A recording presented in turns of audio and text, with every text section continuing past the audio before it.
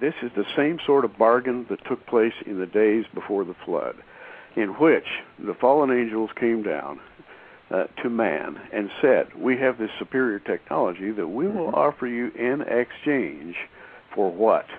For your blood, your DNA, and your souls, so that we may rule over you. And I think the transaction that is going on between governments of the world and the ultra-terrestrials is exactly the same as it was in the days before the flood. So that would be my quick answer. Well, so we're talking about a modern Faustian agreement that is much higher than most people could even imagine, and what you said is absolutely the truth, that it was an exchange of technology and even knowledge, mystical arts, is for the use, which raises an interesting question we won't take time to exercise. The fact that they had to get permission from people says something about the rights that we have under God that can be surrendered but don't have to be, in which we allow these things to use us, manipulate us, take control of us.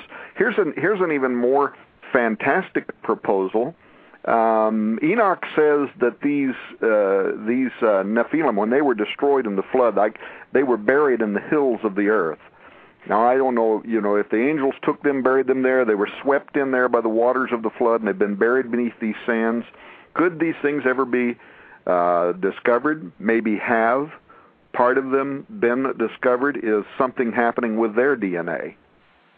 Yeah, as a matter of fact, I think that the bones of those people, those ancient aberrations, have been found on numerous occasions, and they are quickly hidden away, kept out of the gaze of human beings, because such a thing would run counter to what we believe about, for example, modern science wants to believe evolution, that man sort of arose from the ooze. If you could prove that there were super beings in generations past, that would totally smash the idea of the evolutionary theory. So secular science is against this idea because it runs counter to the idea, to their own conception of evolution. Christians are against the idea in a lot of cases because they don't understand God's program and they don't understand the work of Satan. But in my opinion, a Christian needs to be armed with all this information so that we'll more fully understand prophecy, more fully understand God's plan for the latter days.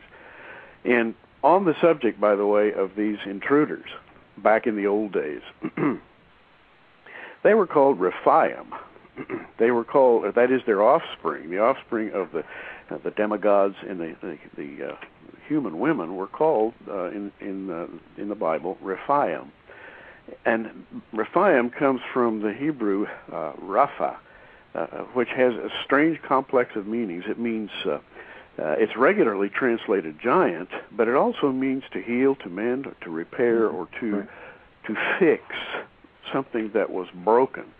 And the Bible has an interesting prophecy in Genesis 6. It says there were giants in the earth in those days and also after that, which is generally thought to mean there were giants before the flood, there were giants after the flood. Where did these giants come from? They came from the interaction between fallen angels and human beings. The Bible refers to them as Rephaim, and Rephaim is three things. In the Old Testament, it's a place name, the Valley of the Rephaim. It is a designation, that is to say, it's roughly the designation for a giant in general, and it's often translated giant in the Old Testament. But it also has a genetic component. Mm-hmm. The Rephaim are those who are so corrupted in their genome that they cannot experience redemption or resurrection. And to me, that's a fascinating subject. Well, talking about genome and resurrection, science now is perfecting cloning technology. Mm-hmm. They just sequenced the genome of the Neanderthal, according to some of the news out this week.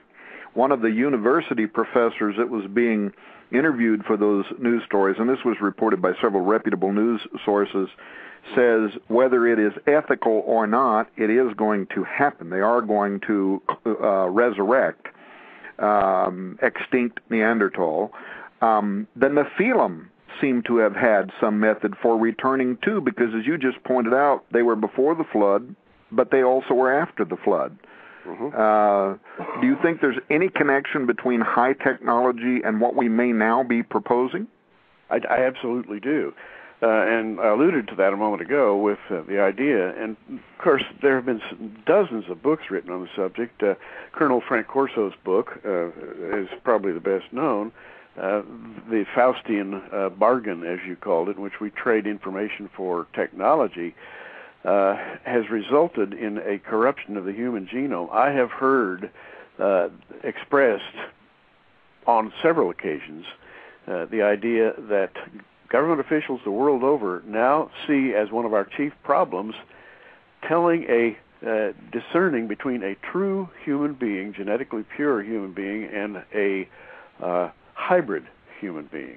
And the idea is that these aliens who have intruded and given us all this wonderful technology have also hybridized themselves so that they can walk among us unknown.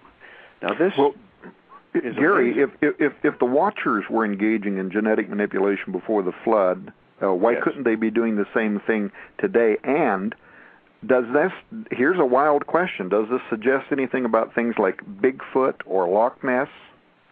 Absolutely. I think that, for example, Bigfoot, which is seen everywhere, and Bigfoot and Loch Ness share a common feature.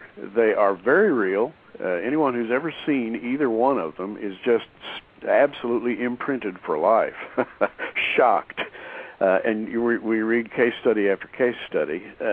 But Nessie and Bigfoot also share another significant feature, and that is they can appear as solid as a rock 1 second, and the next second they vanish into nothingness, and they're just gone. And they seem to be in this realm of the ultra-terrestrial. I call Nessie a dragon because there's much dragon lore from the Middle Ages. We have so much lore about dragons that used to be pests among the Europeans of the Middle Ages. We read, about dragon slayers. We read about dragons historically, and I think that the dragon, which, by the way, according to description, kind of scuttles along on its stomach, is a grounded version of the ancient dragon that used to soar among men in glory, and that dragon was Satan. There's so much we could say about him. The dragon has a people. These people are the Rephaim. It's kind of fascinating concerning the great dragon, that serpent, Satan. Isaiah 14 has a prophecy about his ultimate destruction. And the 9th verse of Isaiah 14 says, "Hell from beneath is moved up for thee to meet thee at thy coming. It stirreth up the dead for thee, even all the chief ones of the earth." Now, the dead here, translated dead in the King James, are the Rephaim, and they are the dead hybrids, if you will. And the fascinating thing that I want to insert quickly here is that Isaiah also says that the dead can never experience resurrection. Isaiah 26:14 says they are dead. That's a translation of the term Rephaim. They are the Rephaim. They shall not live. They are deceased. They shall not rise. Therefore hast thou visited and destroyed them and made all their memory to perish. So Isaiah prophesies concerning these hybrids called the Rephaim that once they die or once they pass from this scene and go to the underworld, they can never after that be resurrected. And that takes us all the way back to the pre-flood days. The Lord destroyed the world in the flood, and he gives the reason. Noah and his family were perfect in their generations. That is, their genome had not been corrupted, so they were preserved and brought into the new world. The people of the old world whose genome had been corrupted were all destroyed. And the bottom line is, Tom, if the human genome is corrupt, then God's plan for the redemption of man can be short-circuited. And that's the fight that's going on. Now, what about other lake monsters like Champ, Ogopogo, and didn't Job see a vision of the dragon in the sea? Oh, yes, absolutely.